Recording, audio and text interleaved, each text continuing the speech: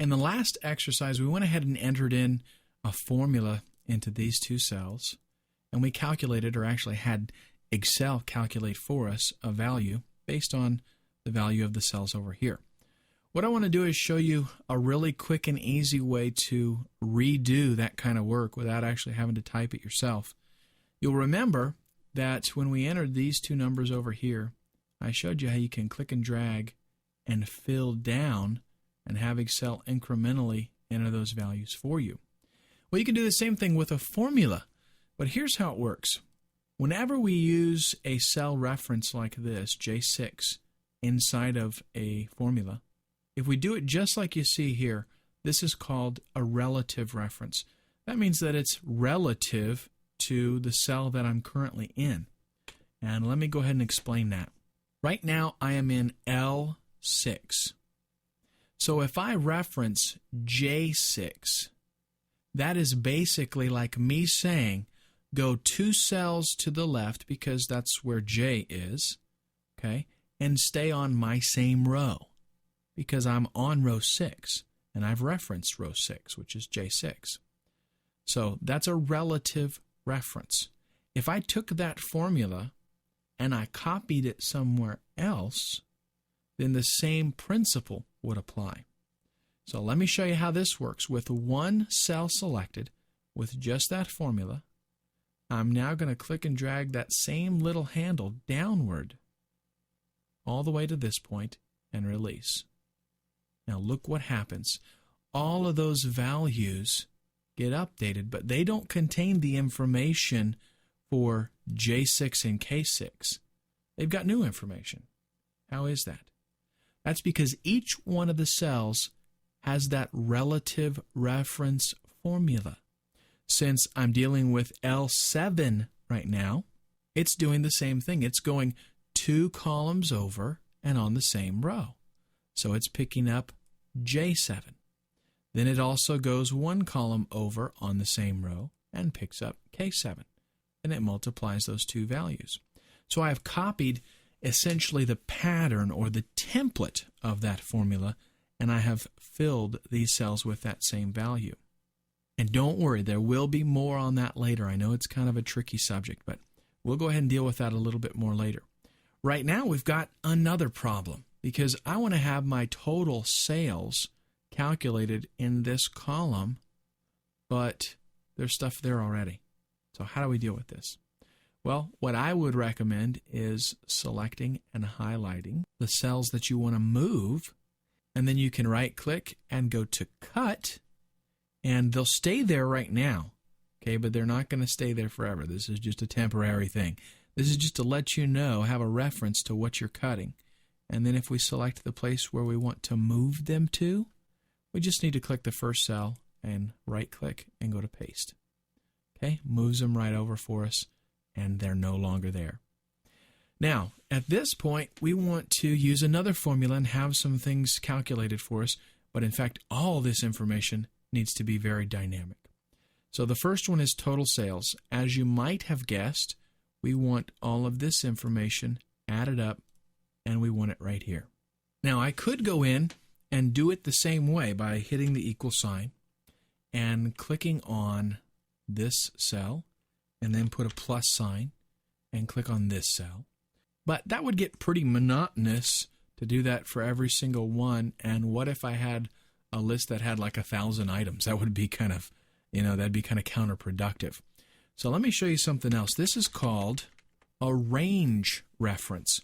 And that's where we refer to a range of cells.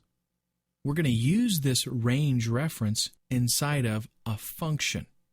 And a function is a pre-configured template of instructions. It's like somebody programmed Excel to do something, and then you can just call that function and say, hey, do this, or hey, do that.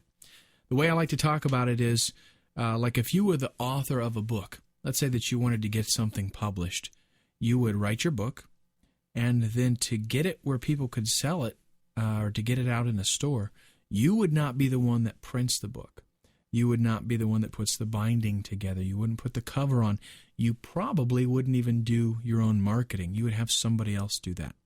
So what you would do is you write your book, and then you would send it to maybe a printer, you'd send it to a publisher, and they would send you back a finished book. And then you could take that book if you wanted to and sell it. That's what a function does. You send some specific information to the function. It does all the work for you and just sends back the result. And the function that we're going to use is called the sum function. There are tons of functions inside of Excel. You're going to find like probably a handful that you use every day, and then another handful that you use every once in a while.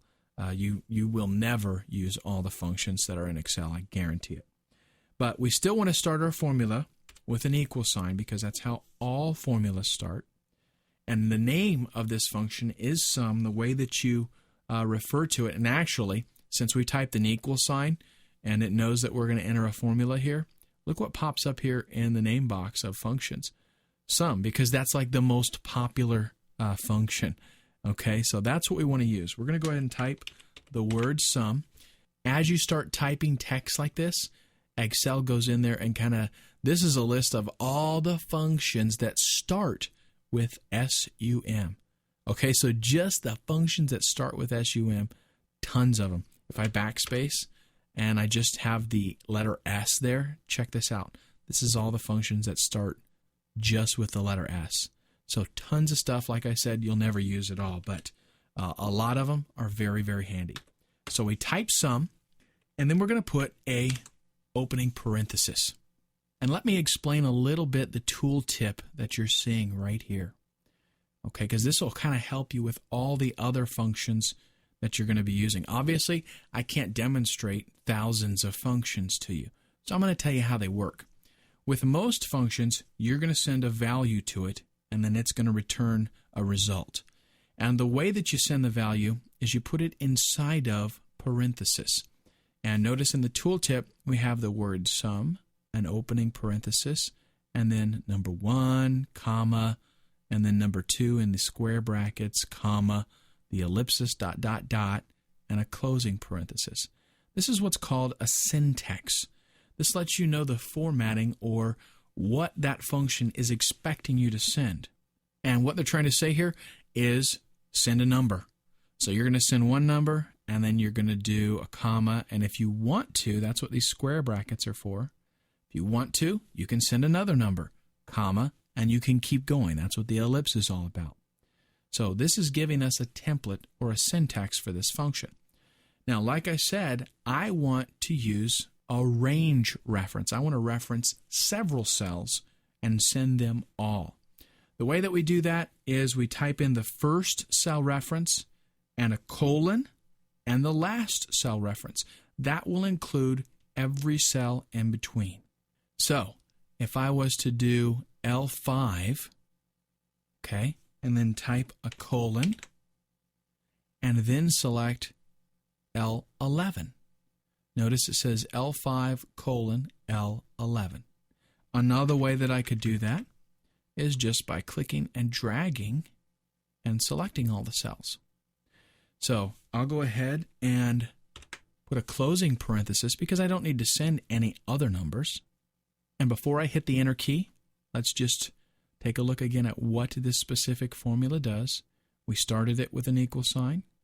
We typed the word sum because that is a special function built into Excel, and a function is a set of instructions. It has this particular function is very simple. Here's what it does. You send it a bunch of numbers, and it adds them all up. That's all that it does. Okay, so it's very simple. But we're sending it a range. That means from L5 all the way to L11, I want to send it all these numbers, and then it's going to add them up for me and give me the result. Let's go ahead and hit enter, and there's our result. And don't worry if you're not getting this. This is tough stuff. You might have to see this a few times, okay? But if you're following along with me, that's great. You're doing fantastic. Remember, what it's doing is we've got a formula. It starts with an equal sign. We're using a function, and functions will always be capitalized like this. And then inside those parentheses is the value that we're sending to the function. And what we will see in the cell is the result of that function. So the function gets those numbers. It gets that range reference, all these numbers right here. It adds them all up, and the total is sent back to us, and that's where we get this $36,285.25.